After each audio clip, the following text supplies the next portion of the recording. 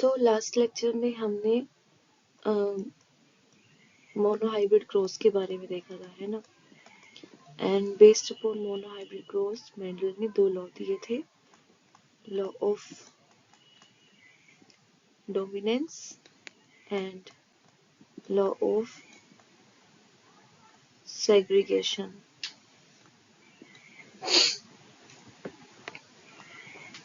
अब हम कुछ और टर्म्स के बारे में देखने वाले हैं यहाँ पे, उसी से कुछ रिलेटेड, जैसे कि बैक क्रॉस। बैक क्रॉस क्या होता है? बैक क्रॉस होता है जैसे कि कोई प्रोजेनी है F1 में, मान लो ये पेरेंट है, पेरेंट क्रॉस कराने के बाद हमें यहाँ पे ये मिला, देन वापस से जो प्रोजेनी है,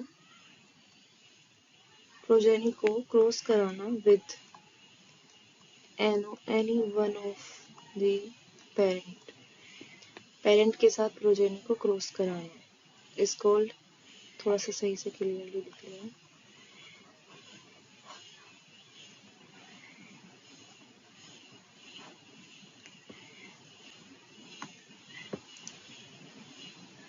जो हमें यहाँ ये प्रोजेनी मिली है,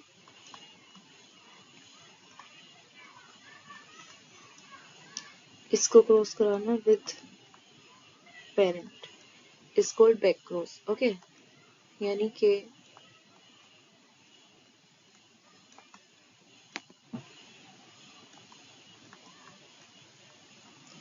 एनी वन ऑफ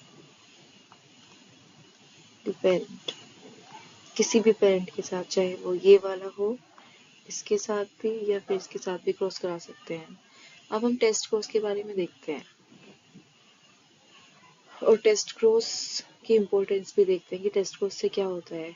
तो नॉर्मली जब हम F1 में देखते हैं, F1 में या F2 में जो कोई करेक्टर होता है जो डोमिनेंट करेक्टर होता है, यानी कि जैसे कि टॉलनेस था, टॉल आया F1 में या F2 में, अब वो टॉल कैपिटल टी वाला भी हो सकता है, ये वाला भी हो सकता है, इसमें भी ऐसा ही है कि ये वो ऐसा या ऐसा हो सकता है। तो अब उसका जीनोटाइप हम कैसे देखें? तो हमें जो डोमिनेंट ट्रेट है उसके जीनोटाइप को जानने के लिए प्रोजेनी के टेस्ट क्रॉस करते हैं। तो ये टेस्ट क्रॉस कैसे करते हैं? जैसे कि हमें इसका जीनोटाइप जानना है, हमें पता है कि कोई टोल है, ठीक है, अगर वो टोल ऐसा वाला है, देखिए प्रोजेनी में, तो जब हम उसको हम यहाँ पे कराते हैं रिसेसिव पेरेंट के साथ, मेंडल ने जो है टेस्ट क्रॉस करके देखा था किसके साथ? रिसेसिव पेरेंट के साथ, यानी कि मान लो ये F1 या F2 प्रोजेनी का टोल है और हमें इसका जीनोटाइप जानना है, तो उसके जीनोटाइप को जानने के लिए उसे रिसेसिव पेरेंट के साथ क्रॉस कराया और देन इससे क्या रिजल्ट मिला? अब देखो यहाँ पे एक ही तरह के गैमेट बनेंगे, ऐसे यहाँ पे एक ही तरह के, तो सब के सब यहाँ पे टोल आ जाएंगे। इफ वो होमोजाइगस टोल होगा जो प्रोजेनी है F1 F2 में, तो रिसेसिव पेरेंट के साथ क्रॉस कराने के बाद हमें ऑल प्लांट्स जो मिलेंगे वो कैसे मिलेंगे? टोल, ठीक है। लेकिन अगर वो ऐसा हुआ और उसको हमने रिसेसिव पेरेंट के साथ क्रॉस कराया, तो यहाँ पर इससे कैसे दो तरह के गैमेट बनेंगे, एक स्मॉल टी वाले, कैपिटल टी वाले, और इससे एक ही तरह के बनेंगे, ठीक है। हम फिर भी ताकि कोई दिक्कत ना आए तो पनेट स्क्वायर जो है उसे ड्रॉ करते हैं, एक तरफ इसके गैमेट रखते हैं, एक तरफ जिससे क्रॉस करा रहे हैं उसके। तो यहाँ पे capital T small T small T small T, capital T small T small T small T, तो हमें यहाँ पे 50% कैसा दिख रहा है? 50% टोल मिल रहे हैं एंड 50% ये वाले जो है ये कैसे है? डॉर्फ। 50% हमें डॉर्फ मिल रहा है, यानी कि क्या रेशियो आ रहा है? 1:1 आ रहा है। तो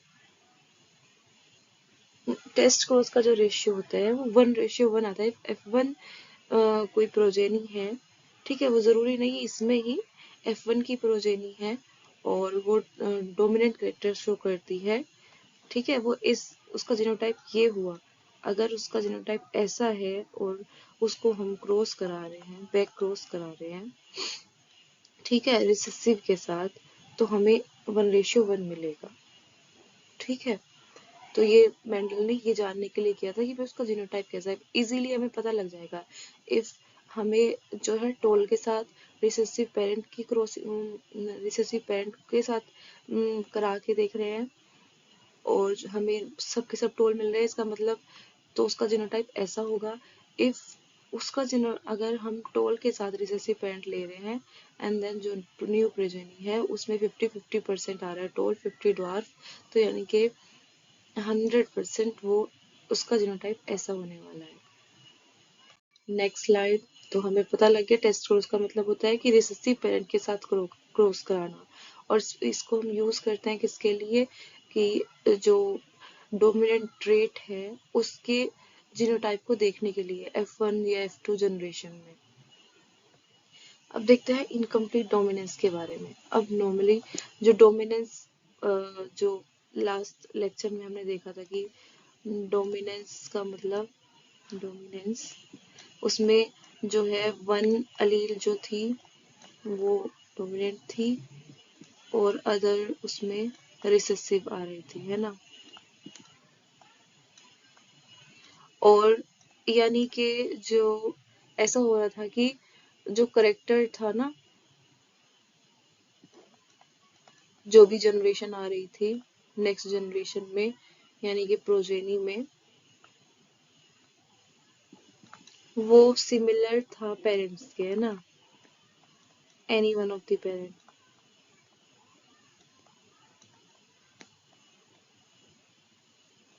कैसे, जैसे कि हम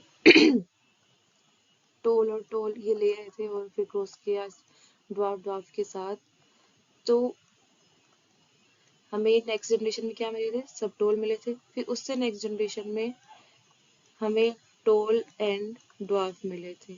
तो यानी कि हमने जैसे लिए थे टोल ड्वार्फ तो हमें टोल मिले, यहाँ पे टोल ड्वार्फ मिले, तो ऐसे ही मिल रहा था ना, कुछ इंटरमीडिएट यहाँ पे नहीं मिल रहा था, है ना। यहाँ पे पेरेंट्स के जैसे ही उनकी प्रोजेनी आ रही थी, यानी कि खुद को वो शो कर रहे थे। लेकिन यहाँ जब दोनों हेटेरोजाइगस कंडीशन में भी थे, तो हेटेरोजाइगस कंडीशन में भी क्या था कि किसी एक पेरेंट के जैसा ही प्रोजेनी आ रही थी। लेकिन इनकम्प्लीट डोमिनेंस में ऐसा नहीं होता। जब हेटेरोजाइगस कंडीशन होती है तो वहां पर जो प्रोजेनी होती है वो किसी एक पेरेंट के जैसी नहीं होती, वो उनका इंटरमीडिएट रहता है।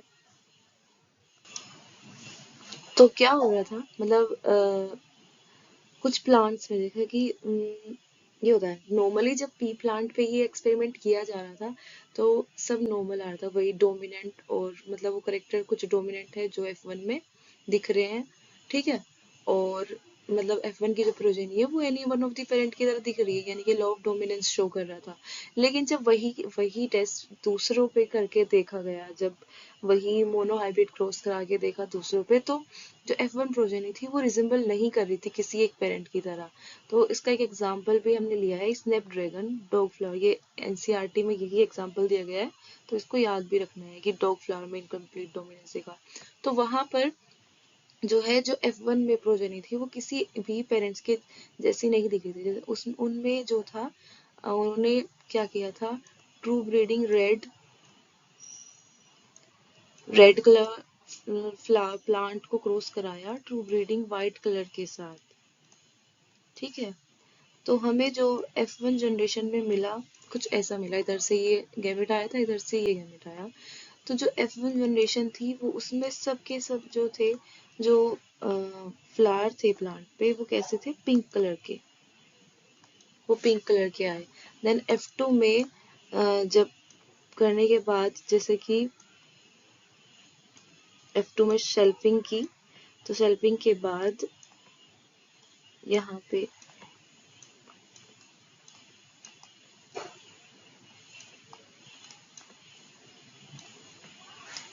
पे जो था R R R R R R 1:2:1 में आया।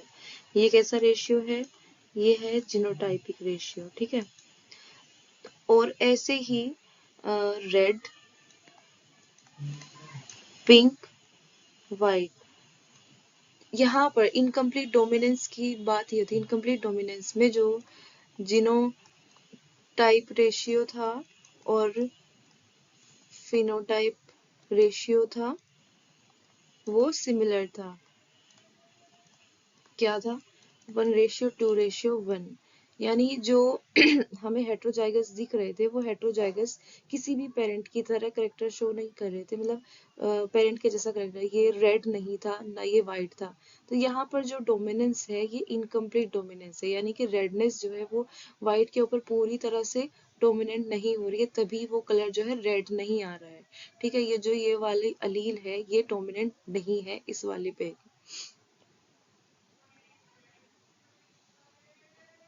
ठीक है, तो इनकम्प्लीट डोमिनेंस हमें समझ आया। कंप्लीट डोमिनेंस में क्या था? कंप्लीट डोमिनेंस था उसमें रेशियो जो आता है फिनोटाइपिक रेशियो, वहां पे जो जीनोटाइपिक और मतलब जीनोटाइपिक रेशियो था वो था 1:2:1। सिमिलर आया ये वाला तो, लेकिन फिनोटाइपिक रेशियो वहां पे 3:1 था कि ये जो थे टोल थे, या फिर कलर किसी और का उसमें ले लो तो कलर में भी वो ऐसे ही सारे 7 पे ऑफ करेक्टर में सेम ही शो कर रहा था। तो जब इन केस जब मेंडल ने जब पी प्लांट पर वो स्टडी की तो उसको हर जगह ये वाला रेशियो मिला फिनोटाइपिक। लेकिन जब ये जो स्टडी है ये किसी और प्लांट पे करके देखी गई तो और प्लांट्स पे कुछ प्लांट में ऐसा भी हुआ कि F1 जनरेशन की जो प्रोजेनी है वो सिमिलर नहीं आ रही थी, वो रिजेंबल नहीं कर रही थी पेरेंट से। तो वहां पर जो है, और सेकंड F2 जनरेशन में भी वहां पे क्या था कि जो रेशियो था वो जीनोटाइपिक रेशियो और फिनोटाइपिक रेशियो सेम आ रहा था, 3:1 में नहीं आ रहा था। तो जो ये जो डोमिनेंस है इसको हम बोलते हैं इनकम्प्लीट डोमिनेंस। यानी यहाँ पे जो ये है डोमिनेंट अलील, जो ये अलील दिख रही है रेड वाली, रेड कलर की जो अलील है वो डोमिनेंट नहीं कर रही है इस वाइट वाले पे पूरी तरह से। Okay, next slide. फिर हम यहाँ पे थोड़ा देखते हैं explanation of concept of dominance को। तो डोमिनेंस का कंसेप्ट है क्या, कि कोई चीज डोमिनेंस कैसे हो रही है। ठीक है, डोमिनेंस शो कैसे कर रही है। तो डिप्लॉयड ऑर्गेनिज्म जो होते हैं, डिप्लॉयड ऑर्गेनिज्म यानी कि हम 2n से भी शो करते हैं, यानी कि उनके पास हर चीज की 2 कॉपीज होती है। जैसे कि हम ही हैं, हम डिप्लॉयड ऑर्गेनिज्म है, हम 23 पेयर्स ऑफ क्रोमोसोम रखते हैं। ठीक है, हम 44 जो है हमारे पास ऑटोसोम्स है और 1 जो पेयर है यानी कि 2 क्रोमोसोम हमारे पास XX XY ये होता है। ठीक है, सेक्स क्रोमोसोम होते हैं। तो डिप्लॉयड ऑर्गेनिज्म में सब जो होते हैं वो 2 कॉपीज रखते हैं एक जीन के, यानी कि एक पेयर ऑफ अलील रखते हैं। अब जो होमोजाइगस भी हो सकते हैं, हेटरोजाइगस भी हो सकते हैं। होमोजाइगस में यानी कि पेयर, जैसे कि जैसे हमने पीछे पढ़ा ये होमोजाइगस है TT, जो दोनों एक जैसे अलील है। ठीक है, ये भी होमोजाइगस है। हेटरोजाइगस में आएगा हमारा, जैसे कि हमने अभी भी देखा है टोल के लिए ले लेते हैं, ये हेटरोजाइगस है। या फिर अभी जो पीछे हमने देखा है ये भी हेटरोजाइगस है। ठीक है, तो अब देखते हैं जो ये अलील बनी है। देखो, नॉर्मली जो है नॉर्मल अलील जो होती है वो नॉर्मल फंक्शन करती है। जो ये हमें मोस्टली डोमिनेंट अलील जो होती है वो नॉर्मल होती है। चलिए यहाँ पे नॉर्मल अलील है ये T, कैपिटल T, ये नॉर्मल है। ठीक है, लेकिन कुछ इसमें मॉडिफिकेशन हो गए, कुछ म्यूटेशन होने के बाद ये अलील जो है ये अलील में कुछ चेंज आया और ये ऐसे अलील बनी है। ठीक है, इसका ही कोई एक नया रूप हमें देखने के मिल गया कुछ चेंज आने की वजह से। ठीक है, और अब उस चेंज की वजह से जो नॉर्मल अलील है वो नॉर्मल काम करते हैं। यहाँ पे हमने एग्जांपल लिया है कि कोई अलील है जो कि एंजाइम प्रोड्यूस करती है, मतलब कोई कोड करती है एंजाइम के लिए। ठीक है, डायरेक्ट अलील नहीं प्रोड्यूस करती ना। अलील जो है, अलील वो एक जीन का एक क्या है, म्यूटेंट ही है एक जीन की। ठीक है, एक ही जीन की डिफरेंट अलील्स होती है। तो वो जीन जो है वो कोड कर रहा है डिफरेंट एंजाइम्स के लिए। वो एंजाइम डिफरेंट फंक्शन करते होंगे, कोई प्रोटीन बना रहा है, कुछ कर रहा है, वो फंक्शन हो रहा है, वो फिर बाद में वो हमें फिनोटाइपिकली वो चेंज दिखाई दे रहा है। मान लो वो जीन है वो किसी शुगर को बनाने के लिए कोड कर रहा है, तो वो शुगर बनेगा, वो हमें बाहर तो वही चीज दिख रही है ना कि शुगर बन गई है, कोड किया। ठीक है, तो जब वो नॉर्मल होगी तो फंक्शन एंजाइम प्रोड्यूस किया, वो प्रॉपर फंक्शन करेगा। प्रॉपर सबस्ट्रेट है कोई, वो प्रोडक्ट में कन्वर्ट होगा क्योंकि यहाँ पे प्रॉपर एंजाइम आया। ठीक है, सबस्ट्रेट प्रोडक्ट। लेकिन मॉडिफाई अलील ऐसा हो सकता है वो लेस इफिशियंट हो, या वो बिल्कुल सिमिलर हो सकता है टू नॉर्मल, वो नॉर्मल भी हो सकता है।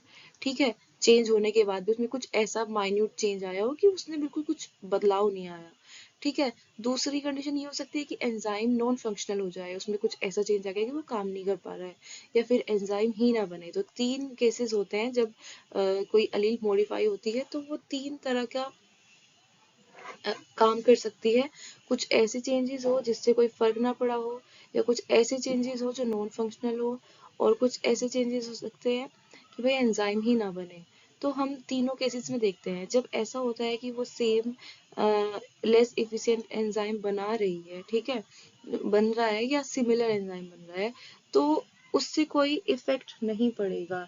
ठीक है, इसमें ये होगा कि मॉडिफाई अलील सिमिलर है, ठीक है, टू द अनमॉडिफाई अलील, तो ये जो है सेम फिनोटाइप प्रोड्यूस करेगी। इससे क्या आएगा, सेम फिनोटाइप आएगा। और यहाँ पर सबस्ट्रेट से प्रोडक्ट बनेगा, जो भी ट्रांसफॉर्मेशन जो होगा, सबस्ट्रेट ट्रांसफॉर्मेशन होगा। लेकिन जब इन दो केसेस की बात करते हैं कि नॉन फंक्शनल एंजाइम और नो एंजाइम हो रहा है, तो यहाँ पर क्या होगा, यहाँ पर फिनोटाइप जो होगा वो अफेक्ट होगा।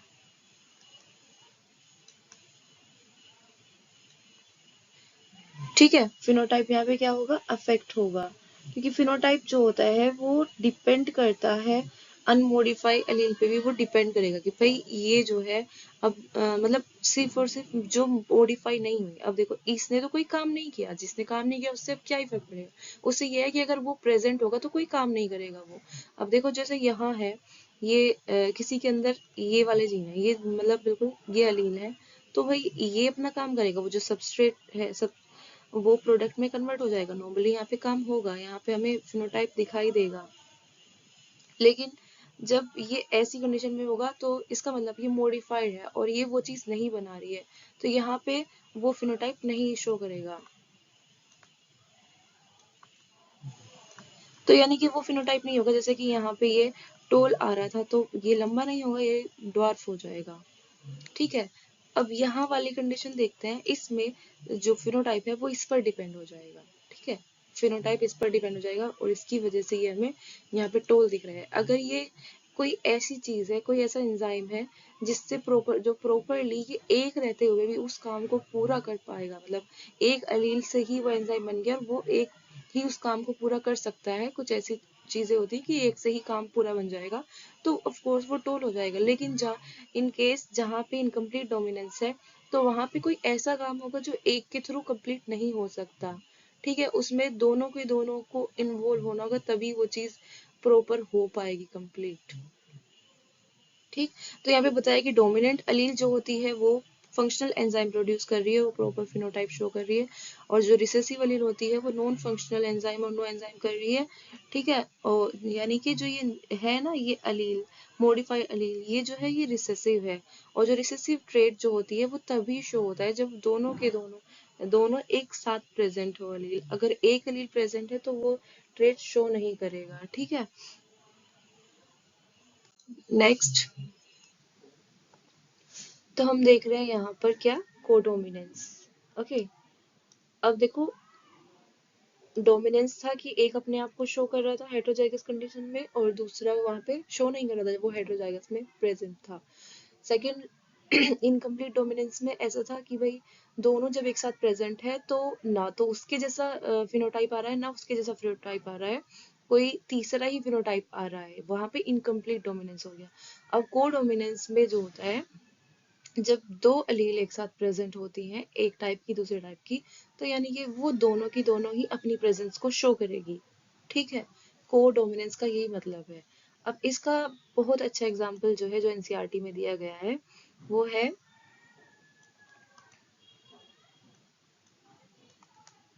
एबीओ ब्लड ग्रुप,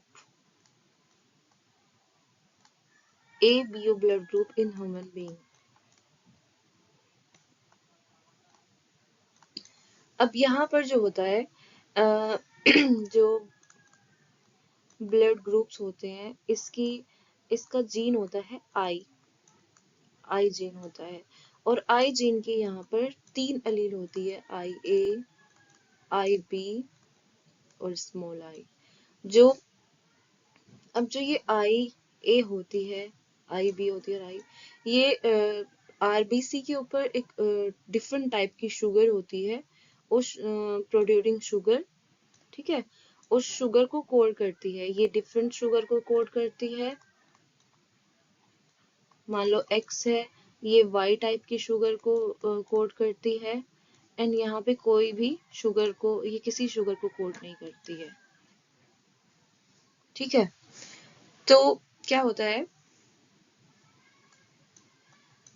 अब यहाँ पे क्या होगा, इफ जो आई ए है, ये वाला जीनोटाइप है, तो फिनोटाइप क्या होगा, फिनोटाइप होगा ब्लड ग्रुप ए। और अगर आई ए और स्मॉल आई है, यानी कि ये वाला, फिर भी क्या होगा, फिनोटाइप ब्लड ग्रुप ए होगा, क्योंकि ये है एक रिसेसिव अलील, ठीक है, ये रिसेसिव है, ये अपनी प्रेजेंस को जो है किसी और के सामने शो नहीं करती। तो यहाँ पे तो हमें नॉर्मल लॉ ऑफ डोमिनेंस दिखाई दे रहा है कि एक ने अपनी प्रेजेंस को शो किया है।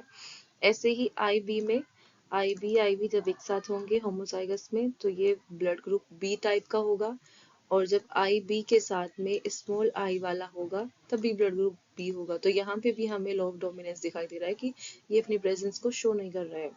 फिर जब आई ए एंड आई बी अलील दोनों एक साथ प्रेजेंट होती है, तो ना ए अपने आप को पूरी तरह शो करता है और ना बी, दोनों के दोनों अपने आप एक साथ शो करते हैं। ये नहीं कि भाई एक ने एक को दबा दिया, दोनों एक साथ शो करेंगे और यहाँ पे नया ब्लड ग्रुप हमें मिलेगा, that is A B type का ब्लड ग्रुप। और जब दोनों स्मॉल आई एक साथ होते हैं, तो हमें यहाँ पे ब्लड ग्रुप मिलता है ओ टाइप का। तो फिनोटाइप क्या है, फिनोटाइप यानी कि जो ब्लड ग्रुप है, तो जीनोटाइप ये होंगे। तो यहाँ पर नॉर्मली 6 टाइप के जीनोटाइप हमें देखने मिले हैं। ए में ए के 2 होते हैं, या तो ए ऐसे वाला जीनोटाइप हो सकता है ए का, या ऐसा हो सकता है, ऐसे बी के 2 हो सकते हैं, या तो दोनों होमोजाइगस हो या फिर हेटेरोजाइगस में हो। और ए बी का ये जब एक अलील आई ए की हो, एक बी की, और ओ में दोनों के दोनों स्मॉल वाले हो। तो ये जो है कोडोमिनेंस का बहुत अच्छा एग्जाम्पल है, ठीक है। बाकी तो हमें यहाँ पे क्या देखने को मिलेगा, कोडोमिनेंस कहाँ दिख रहा है, हमें कोडोमिनेंस किसकी वजह से दिख रहा है, तो हमें कोडोमिनेंस इस वाले की वजह से दिख रहा है कि भाई जब ये दोनों एक साथ हैं, तो एक ब्लड ग्रुप आ रहा है जिसमें वो दोनों के दोनों दिखाई दे रहे हैं। यानी कि यहाँ पर जो आरबीसी होगी, उसके ऊपर जो शुगर है, वहां पे एक्स वाली शुगर भी होगी, वाई वाली शुगर भी प्रेजेंट होगी। और यहाँ पर ऐसा होगा कि आरबीसी के ऊपर जो शुगर होगी वो एक्स होगी, है ना, और यहाँ पर जो शुगर बन रही होगी वो वाई वाली बन रही होगी। तो जब दोनों के दोनों अलील प्रेजेंट है, तो आरबीसी पर दोनों तरह की शुगर प्रेजेंट है, और this type of blood group is A B, ठीक है। तो यहाँ दोनों जब अलील प्रेजेंट है, तो दोनों अपनी को फिनोटाइपिकली शो कर रहे हैं, और इसीलिए से हम कहते हैं कोडोमिनेंस। तो यहाँ पे जो ब्लड ग्रुप है, ब्लड ग्रुप हमें चीजें क्या शो कर रहा है, ब्लड ग्रुप बेस्ट एग्जांपल है कोडोमिनेंस का, एबीओ टाइप का, ठीक है। एबीओ ब्लड ग्रुप जो है वो बेस्ट एग्जांपल है किसका, कोडोमिनेंस का।